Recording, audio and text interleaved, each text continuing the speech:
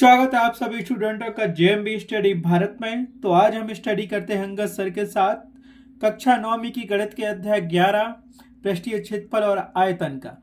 ये पृष्ठीय क्षेत्रफल और आयतन का भाग नंबर 14 है, जिसमें हम जानेंगे प्रश्नावली 11.2 के भाग 8 में प्रश्न क्रमांक 9 का संपूर्ण हल। इससे पहले यदि आपने हमारे चैनल जेएमबी स्टडी भारत को सब्सक्राइब नहीं किया है तो सब्सक्राइब कीजिए, ताकि इसी प्रकार की सभी वीडियो आपको सबसे पहले मिल सके। तो आइए अब हम देखते हैं प्रश्न क्रमांक 9 क्या कहता है। तो प्रश्न नंबर 9 कहता है एक लंब वृत्तीय बेलन की त्रिज्या r है। मतलब ये पूरा बेलन दिया गया है, लंब वृत्तीय बेलन है, इसकी त्रिज्या कितनी है r। मतलब ये यहां से यहां तक की दूरी बेलन की, लंब वृत्तीय बेलन की त्रिज्या यहां से यहां तक की r है। ठीक है। एक गोले को पूर्णतः घेरे हुए है, उसमें एक ये गोला बना हुआ है और उस गोला कहाँ रखा है, बेलन के अंदर रखा है। ये आकृति में देखिए। हमें ज्ञात करना है गोले का पृष्ठीय क्षेत्रफल, बेलन का वक्र पृष्ठीय क्षेत्रफल, ऊपर 1 और 2 में प्राप्त क्षेत्रफलों का अनुपात। तो यहाँ देखिए उसने हमें क्या कहा, एक लंब वृत्तीय बेलन की त्रिज्या, ये पूरा लंब वृत्तीय अपना बेलन बना हुआ है। इस बेलन की त्रिज्या उनने यहां से यहां तक की दूरी r दी है, और इस बेलन में एक हमें वृत्त गोला बना हुआ है। तो जो गोले का केंद्र है यहां से यहां तक की दूरी भी बेलन की त्रिज्या के बराबर है। तो बेलन की त्रिज्या बराबर होगी गोले की त्रिज्या, और जब इस गोले की त्रिज्या बेलन की त्रिज्या के बराबर है तो यहाँ केंद्र से यहाँ तक की दूरी क्या होगी, बराबर होगी, और ये यहाँ से यहाँ तक की दूरी बराबर होगी। तो ये पूरी क्या हो गई, बेलन की ऊंचाई हो गई h बराबर। तो h बराबर क्या मिल जाएगा, बेलन की ऊंचाई h बराबर ये मिल गया हमें 2r। आधी रेडियस ये है, आधी ये है, तो पूरा मिल जाएगा 2r, व्यास के बराबर मिल जाएगी। ये आया समझ में।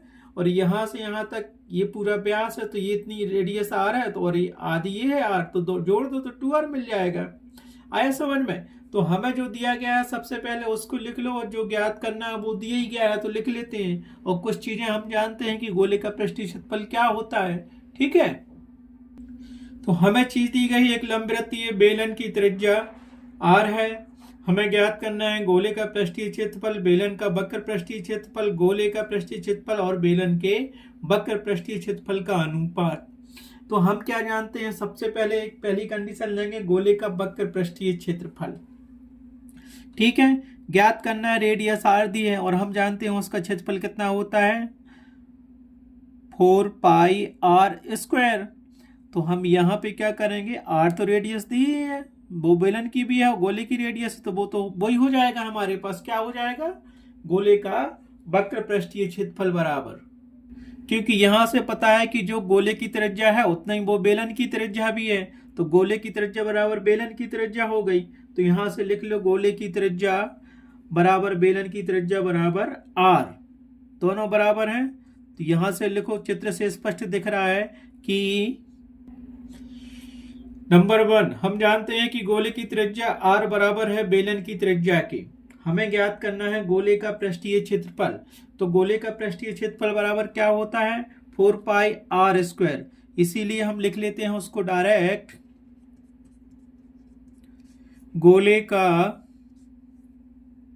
गोले का पृष्ठीय क्षेत्रफल बराबर होगा 4πr² वर्ग इकाई।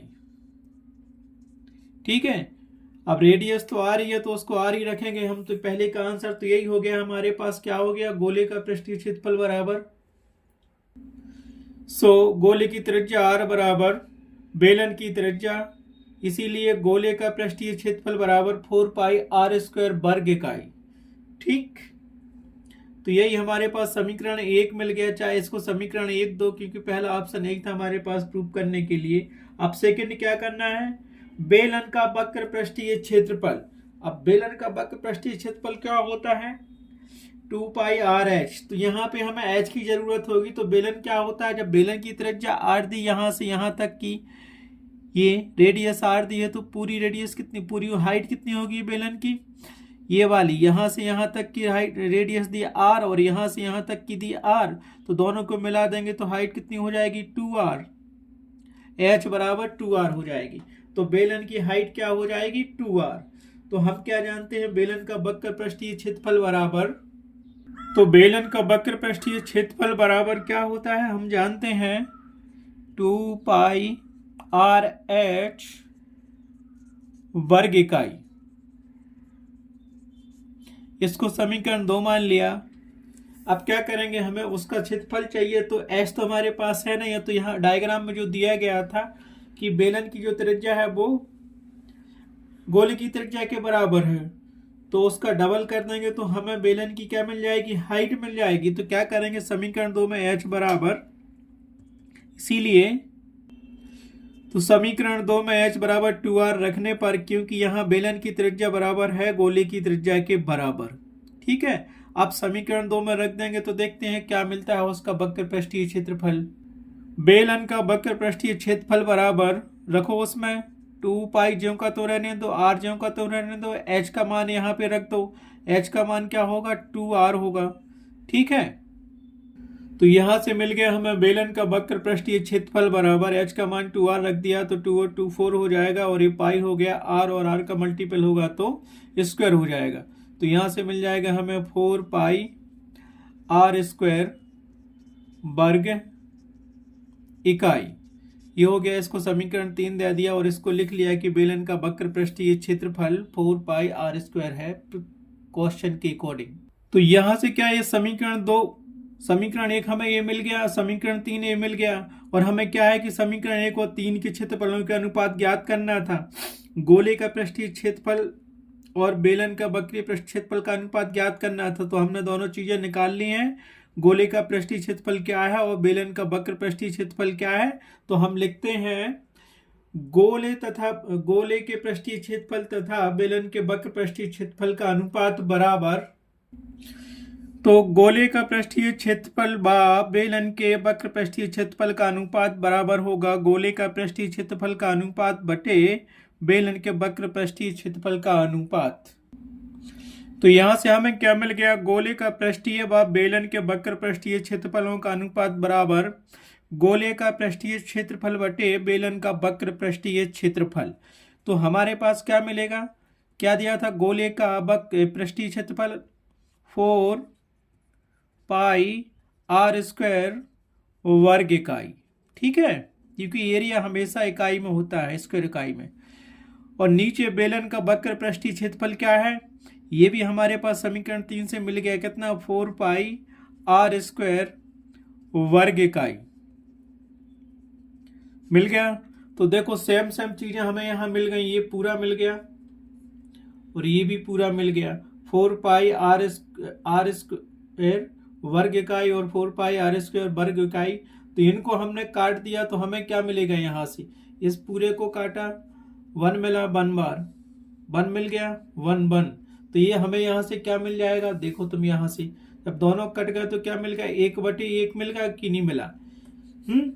तो हम क्या कहेंगे, अतः गोले का पृष्ठीय क्षेत्रफल एवं बेलन के वक्र पृष्ठीय क्षेत्रफल का अनुपात 1:1 होगा। ये तीसरा वाला दिया गया था, दोनों क्षेत्रफलों का अनुपात ज्ञात करना था, तो हमने लिख लिया कि 1/1 बराबर 1:1 आएगा। तो हम क्या लिखेंगे यहाँ पे, तो ये यहाँ क्या लिखेंगे हम, अतः गोले का पृष्ठीय क्षेत्रफल एवं बेलन के वक्र पृष्ठीय क्षेत्रफल का अनुपात 1:1 होगा। तो आंसर बराबर यहाँ आप लिख देंगे, उत्तर बराबर 1:1, ठीक है। ये नीचे की पूरी लाइन आपको लिखना आंसर में। इस प्रकार से प्रश्नावली 11.2 का क्वेश्चन नंबर 9 कंप्लीट हुआ, और प्रश्नावली 11.2 में केवल 9 क्वेश्चन थे, तो 9 क्वेश्चन ही कंप्लीट हो गए। आज के वीडियो में बस इतना ही, नेक्स्ट प्रश्नावली को हम देखेंगे नेक्स्ट वीडियो में। Thanks for watching my video. एक